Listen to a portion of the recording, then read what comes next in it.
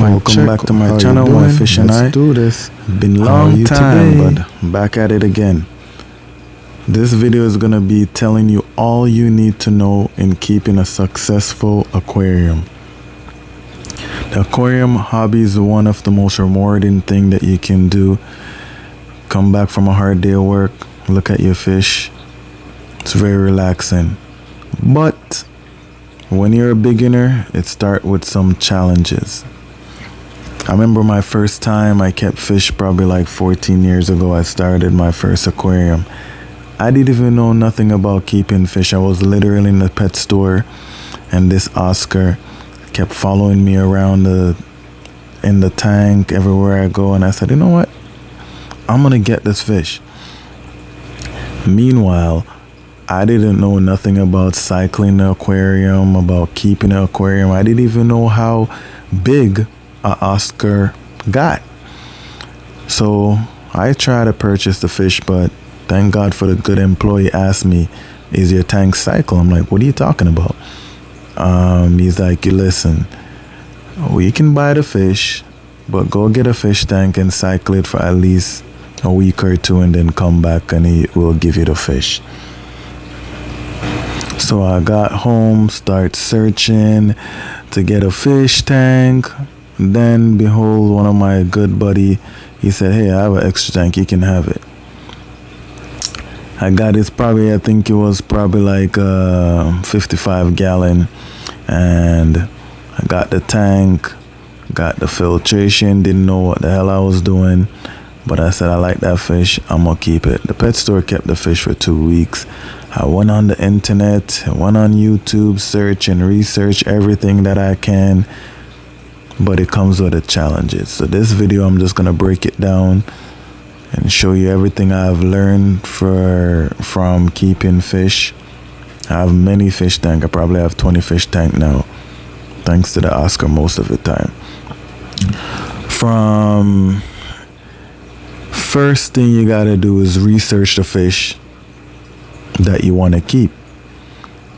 When I just started, I wanted to keep every fish.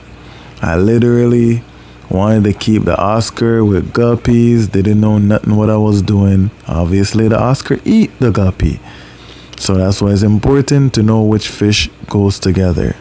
So research the fish that you want to keep and what can go with them, because you're gonna lose a lot of money, a lot of fish, if they don't go together and they're not compatible, and it's gonna be frustrating. Instead of you start enjoying the hobby, you're literally gonna just start to hate it before you even started, because you didn't start off on the right track. So once you research the fish and you know what fish you want to keep, then you can see what parameters in the wild they usually live in, and you try to replicate it as best as you can. Some fish like hard water, like cichlids, they like hard water. Like live bears, like guppies, they like hard waters. Some fish like softer waters, like discus.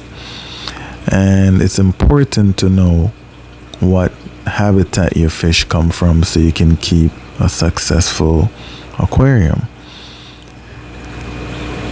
In my opinion, according to what you're fishing, you also need to know, does your fish eat live plants or not?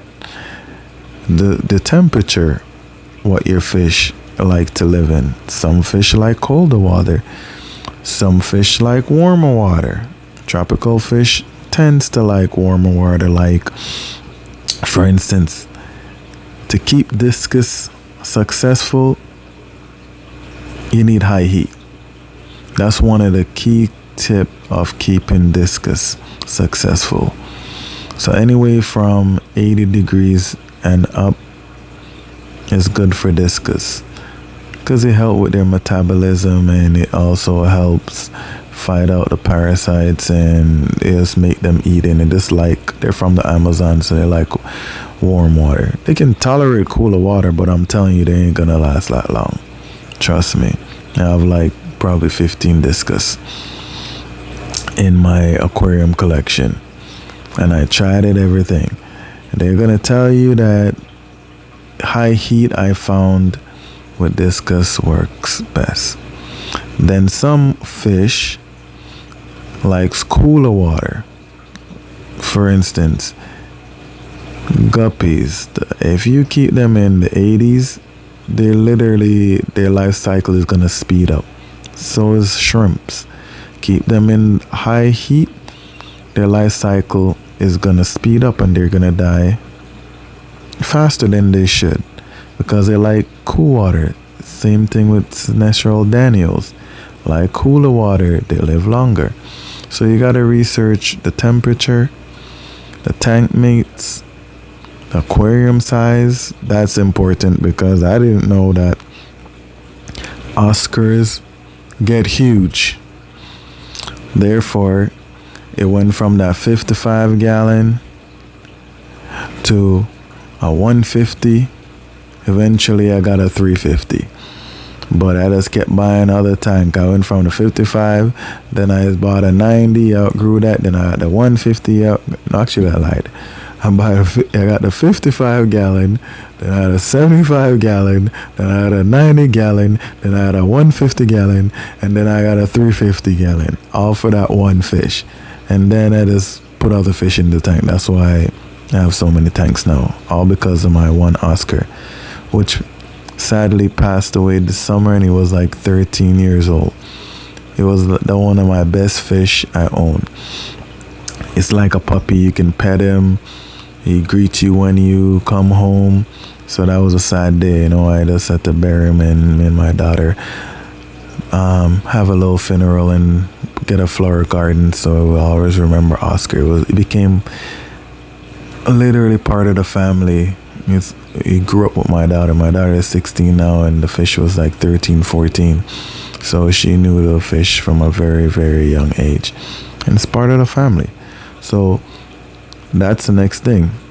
Know how long your fish live. Because some fish are long-term commitments. And some fish live 2 to 3 years. Some fish can live 25 years. So you need to know your situation if you can keep a fish that long, or life happens. Sometimes you have to rehome the fish. Larger fish are harder to rehome because not many people have large tanks that can house them. So certain fish that shouldn't be selling the aquarium store, they sell them because they're little and cute when they're young, but in 1-2 years, like ID shark, Empire shark, even 1 year later, those sharks get huge. You're gonna outgrow like a 6-foot tank. And what are you gonna do? You have to get rid of them. Next thing you gotta research, the fish's diet. Some fish love vegetable food. Some fish are omnivorous. They eat anything. Some fish needs a lot of protein in their diet. So you gotta know what fish you are. Like these tropheettes and yellow lab, mainly their diet is vegetables. I'll give them some garlic, some cucumber, some peas, some carrots, some vegetable flakes. And variety is key to having a healthy fish, and so forth. Next thing you gotta think about is your water changes. There is a lot of things out there and a lot of factors come into this. I have tanks that I never do water changes on, and I have tanks that I do weekly water changes on. If you're trying to raise baby fish, you're gonna have to do a lot of water change, especially if you're trying to sell them, to let them grow faster, because you're feeding a lot more. You can be feeding, especially baby discus, like sometimes 7-8 times a day. So you gotta change the water like twice a week or every 2 days when they're young, because they get sick and then you lose all that hard work and you ain't gonna get any profit. Meanwhile, now, if you're going to have adult fish like cichlids, Cichlids are way more robust and literally way more have a better immune system than discus. Discuses are sensitive fish. So you gotta know what you're doing. You can't be lacking on your water change. So if you know a person that you don't like the water changes, don't get discus fish, because it's gonna drive you nuts when these fishes are over $100 and something and they're gonna die. So don't do it if you can't commit to it. Next tip is, this is one of the most important tips I learned. Get 2 filtration on your tank if you're gonna do a tank with filters. Either 2 filtration. Either you have a hang-on back filter and a sponge filter, a canister filter, 2 canister filter, 2 sponge filter, a sump and a sponge filter. Have 2 type of filter on your tank. It will go a long way, because when you clean one filter, you have the beneficial bacteria to keep the tank going till the other filter start back up, right? But if you only just say you have a bare bottom tank and you clean the one filter you have, you're gonna crash your cycle and everything's gonna die in your tank, and you ain't gonna be happy with all that. So 2 filters I recommend. If you're trying to do a filterless tank that you're not going to do water change, it has to be heavily planted. All my tanks that I don't do water change, they're heavily planted. They literally have pathos, they have monasteria, they have every type of plant in it, from Amazon swords to hornworts to duckweed. So the plants help filter the water by using the nutrients from the fish poo. So when you have those situations, you got to know what you're doing. And if you want to do less water change, is finding the right balance between stocking your fish and literally the water change. And that's something you're going to have to figure out on your own. If you have for instance, 150 gallon and you only have 6 guppies, you probably never have to do water change until they breed.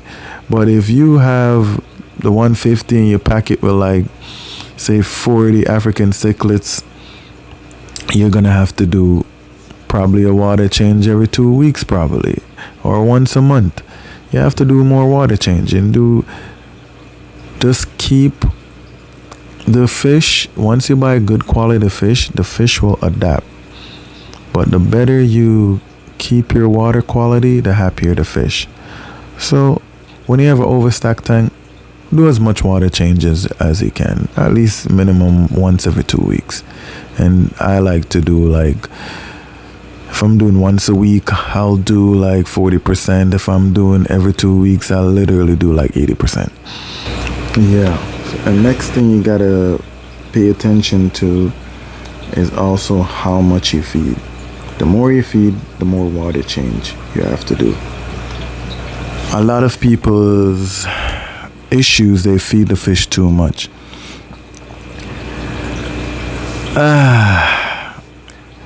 The fish, once they swim up to you, they're always gonna look hungry. You gotta restrain yourself. Fish don't need to eat 6 times a day or 3 times a day unless it's a growing fish. Like, for instance, my adult fish, I literally feed them 3 times a week. The only time I feed a fish a lot is if they're babies, because they need the nutrients to grow. So I'll try, it depends on what fish it is, try to feed them as often. But once they reach adults, I only feed them 3 times a week. When I'm going on vacation, sometimes for 2 weeks, they don't even eat. And they're fine. You know, a lot of people's fish, I see some people fish, they're obese. And it causes all sort of health issues because they're not eating like the natural food in the wild that they usually eat. They still, sometimes they're eating processed food. You know, all these fish food and stuff like that. And variety is key. You have to vary the fish's diet. I feed my fish anything from fruits, vegetables, pellet food, live food, plants. So you wouldn't want to just be eating one thing. You gotta have variety in the fish's diet. When you have variety in the diet, it makes for a healthier fish. And please, adult fish don't need to eat every day. They don't even need to eat twice a day. I see some people feed their fish 3 times a day. And they wonder why they have to do so many water change. They wonder why their tank gets so dirty all the time. It's because they're overfeeding the fish. A lot of the fish problem is because of overfeeding. So try your very best not to overfeed the fish, and you'll have great success. Just feed them as much as they can eat in 2 minutes. The fish's stomach is not as large as ours. Just keep in mind.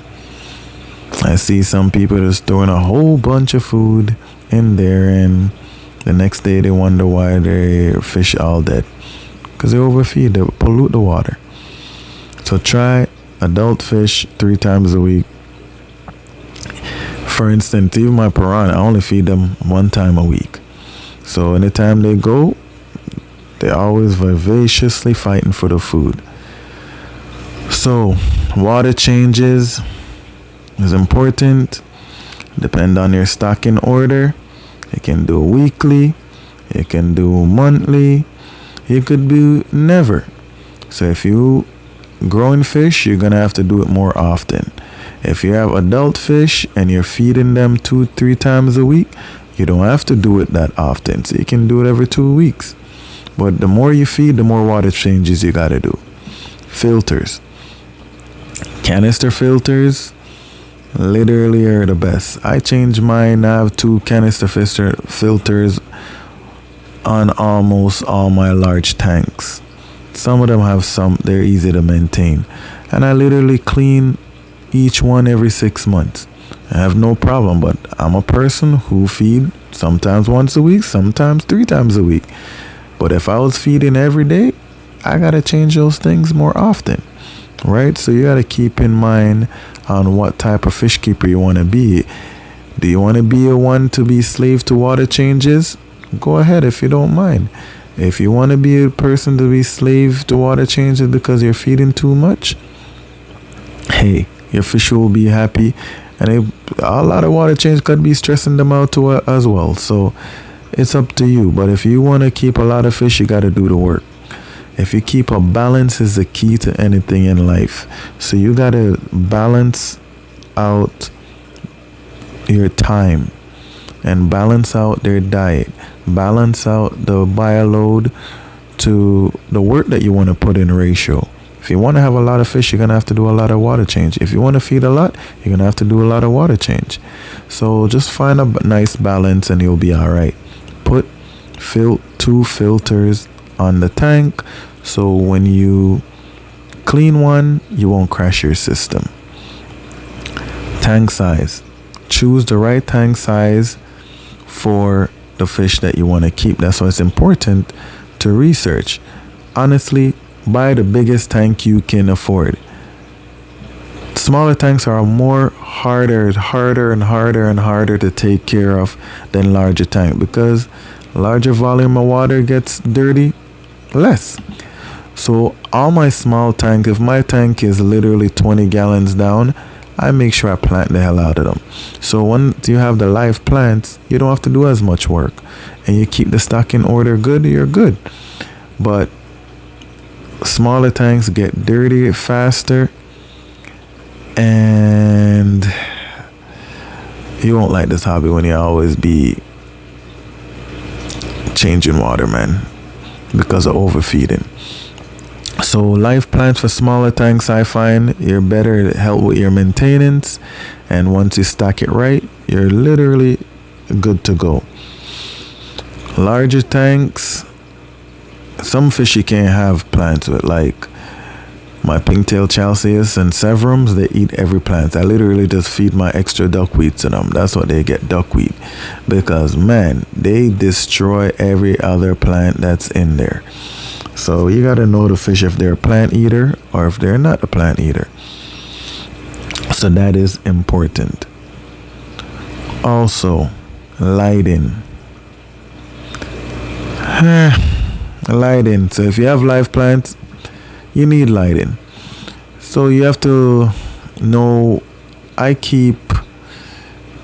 don't keep high light plants. Like I use almost every type of lighting. I have shop lights, I have LED lights, I have old lights, I have room lights. I use even windows just to grow the plants, because you have to know what plant it is, and it will see how the plant grows. And sometimes it's your water, your city water and well water. Some plants don't like it. Same thing with the fish. So you gotta know what type of water you're getting into, right?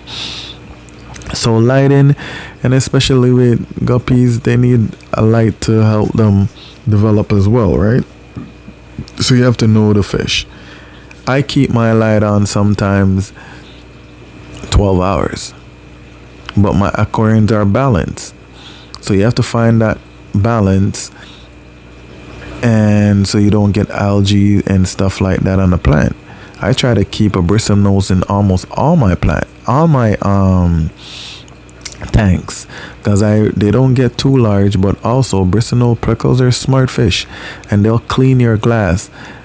I think I only probably have 2 glass cleaner with all my 20 thing, and I don't even use it, to be honest. Every tank that I have, because I breed bristle nose, I throw a bristle nose in there.